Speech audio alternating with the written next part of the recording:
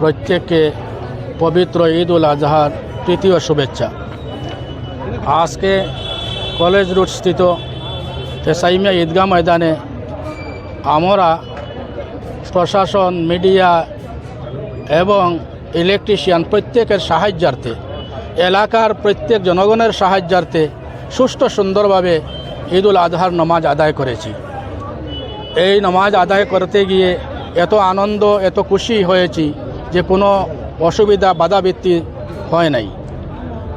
পরিশেষে আমাকে জানানো হয়েছে যে মুখ্যমন্ত্রী সাহেব আমাদেরকে শুভেচ্ছা জানিয়েছেন এবং তিনি আমাদেরকে শুকরিয়া আদায় করেছেন। আমিও গোটা জাতির পক্ষ থেকে মুখ্যমন্ত্রী জনাবকে শুকরিয়া আদায় করছি, তিনি যে আমাদের প্রশংসা করেছেন। আমরা এই বছর অন্যান্য ধর্মাবলম্বীর মানুষদের অসুবিধা যাহাতে না হয়, আমাদের ইসলাম শিখিয়েছে যে কারোর কষ্ট দিয়ে, কারোর অসুবিধা দিয়ে নিজের ধর্ম পালন করা এটা বৈধ নয়।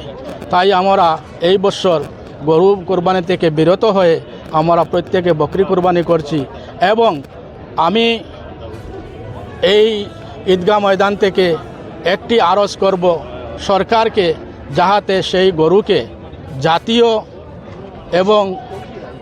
জাতীয় পশু হিসাবে স্বীকৃতি দেওয়ার জন্য। শুকরিয়া।